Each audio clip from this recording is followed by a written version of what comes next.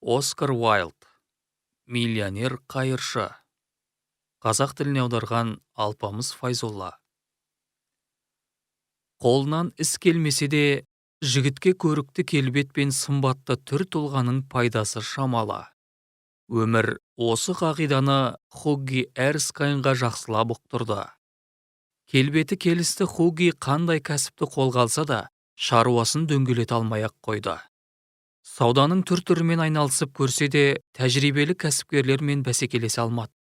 Марқұм әкесі оған мұраға екі-ақ нәрсе қалдырған еді: қылышы және шығанақ соғысының тарихы атты кітабы. Біріншісін Хугги бөлмесіне қабырғаға іліп қойса, ал екіншісін кітап сөресіне орналастырған болатын. Әкеден мұраға басқа ештеңе қалған жоқ. Сөйтіп Хугги кәрі апасы бір жылға беретін 200 фунтпен ептеп күнелтіп жүрді. Ақша табуға ебі жоқ сымбатты әрі сері жігіт Хугги Лаура Мертон есімді бір аруға өлердей ғашық еді. Лаура да оны сүйетін. Екеуі Лондондағы жұрт қызға да қызғана қарайтын жарасымды жұп болатын. Бірақ қыздың Үндістанда әскери қызметте болған қарт әкесі екеуінің үйленуі үшін Хуггиға бір шарт қойды. «Балам, 10.000 фунт ақша тауып, Лаураны асырай алатыныңды дәлелде. Қызымды саған содан кейін ғана беремін» деген еді қарт офицер. Хугги бір күні таңертең Алан Тревор атты суретші досының үйіне барды. Хугги Аланды сурет өнерінің майталман шебері болған үшін сыйласа, ал суретші Хуггиді 200-лік пен жасандылықтан ада, ақ көңіл болмысы үшін құрметтейтін. Екі дос бір-бірімен туған бауырдай жақын болып кеткенді. Хугги суретшінің үйіне кіріп келгенде, ол жұмыс үстінде еді. Қайыршының бейнесін салып жатқан Алан суретін тәмамдауға таяп қалған еді. Бөлменің бұрышында тұрған кәрі қайыршының әжімді жүзі Хуггиға шаршаңқы әрі солғын көрінді. Бір иығына 40 жамау шекпен ілінген, аяқ киімі жыртық, үсті-басы алба-жұлба бақытсыз міскінді Хугги аяп кетті. Мүсәпір тіленші бір қолымен таяғына сүйеніп, екінші қолымен жұрт ақша салсын деп тозығы жеткен қалпағын ұстап тұр екен. «Сурет салуға тамаша кейіпкер тауыпсың», деді Хугги досымен қол берісіп амандасып жатып, таңданысын жасыра алмай. «Тамаша кейіпкер?»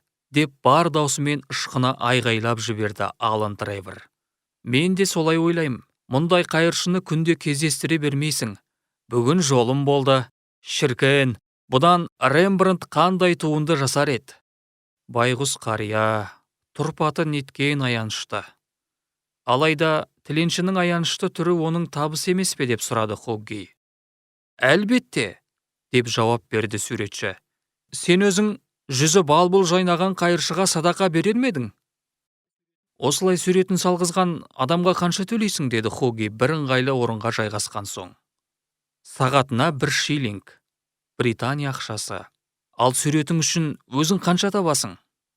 «О, мұндай сурет үшін 2000 фунт алам. Табысың жақсы екен. Меніңше, кейіпкеріңмен де бөлісу керексің. Өйткені ол да сен сияқты ауыр жұмыс істейді ғой», деді Хугги күліп. «Әй, қайдам, бір орында тұрудың несі қиын? Ал суретші туындысы ойдағыдай шығу үшін сабырын түгесіп, жүйкесін жұқартып бітеді. Хугги, мен негізі жұмысымды әлі бітірген жоқпын. Сондықтан ойымды бөлмей тыныш отыр». Үнсіз өткен аз ғана уақыттан соң бөлмеге қызметші кіріп келді. Алан Треворға жолығуға рама жасаушы келіп тұрғанын айтты. Суретші бөлмеден шығып бара жатып, «Хугги, кетіп қалма, мен көп бөгелмеймін» деді. Алан шығып кеткен соң қайыршы сәл де болса отырып демалуға мүмкіндік алды. Оның тым аянышты түрі Хуггиді қанша ақшасы бар екенін білу үшін әмиянын қарауға мәжбүр етті. 1 фунт, бірнеше пенни ғана бар екен. «Егер мұны берсем, алдағы 1-2 апта ақшасы жүрем. Бірақ ақшаға менен гөрі ол әлде қайда мұқтаж сияқты» деп ойлаған Хугги тиын тебенін тіленшінің қалпағына салды. Қария орнынан ыршып түсті.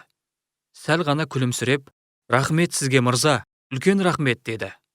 Осы уақытта бөлмеге Алан кіріп келді де, істеген ісінен ыңғайсызданып қалған Хугги досымен қош айтысып шығып кетті. Соңғы ақшасын қайыршының қалпағына тастап, қоғамдық көлікке төлейтін тиын тебені болмай, үйіне жаяу қайтқан Хугги сол күнді Лаурамен бірге өткізді. Болған жайды естіген Лаура бұлқан-талқан боп ашуланды. Кешқұрым Хугги суретші досымен тағы жолықты. «Суретің ойдағыдай шықты ма?» деп сұрады Хугги. «Иә, ойдағыдай шықты. Рамаға да салып қойдым. Айтпақшы, әлгі қария сен туралы жақсы ойда қалыпты. Менен сен жайлы мәлімет сұрады.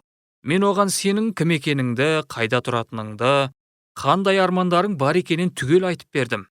Алын-ау, шын айтып тұрсың ба? Байғұс қария енді менің жолымды тосатын болды ғой. Оған мен қандай жақсылық істей алам? Үйде көнетоз киімдерім бар еді. Соларды берсем алар ма екен?» Маған өзінің алба-жұлба киімдерін киген кездегі бейнесі ұнайды. Егер киімі бүтін болса, мен оның суретін ешқашан салмас едім.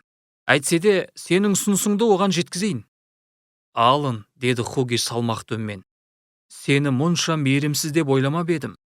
Суретшінің жұмысы көргенін бейнелеу. Көргенінің көсегесін көгерту оның міндеті емес. Сен одан да маған Лаураның жағдайын айтшы. Әлгі қария Лаура жөнінде де білгісі келетіндігін байқатты». «Оған Лаура жөнінде де айттың ба?» «Иә, Лаура жөнінде де, қатал әкесінің шарты туралы да, 10 000 фунт жайлы да айттым». «Сен кәрі қайыршыға менің жеке өмірім туралы бүкіл мәліметті айтқаның не?» деп айғайлап жіберді Хугги. «Қайран досым-ау», деді Алан Трейвор жымиып.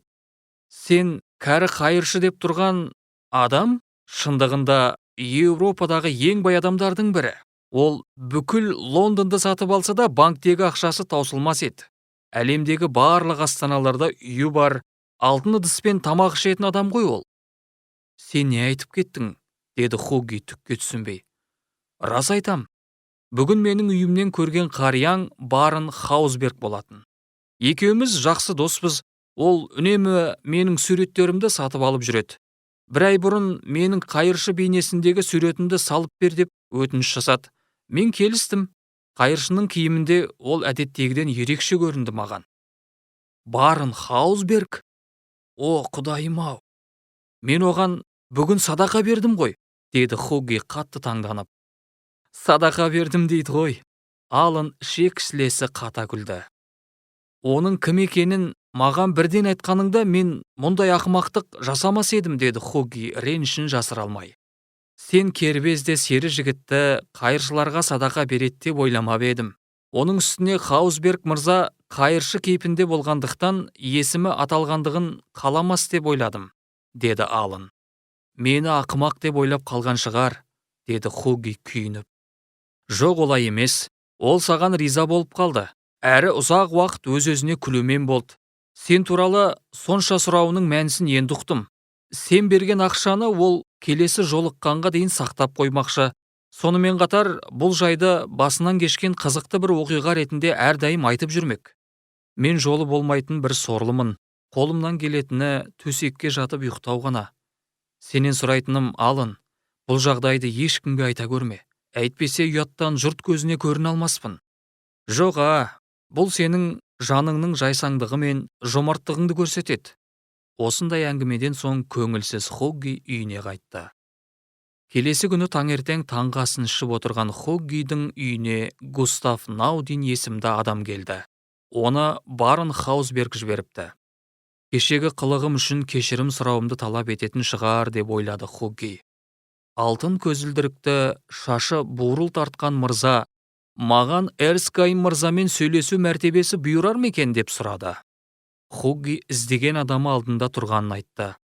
«Мені Барон Хаузберг жіберді» дей беріп еді, Хугги қонағының сөзін бөліп, «Кешегісіме қатты қынжылатынымды Хаузберг мырзаға айта барыңыз» деді, жұлып алғандай.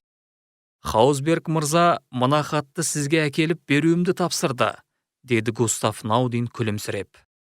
Хаттың сыртында былай деп жазылыпты: «Хугги Эрскайн мен Лаура Мертонның үйлену тойына кәрі қайыршыдан сыйлық. Ал ішінде 10 000 фунтқа чек бар еді».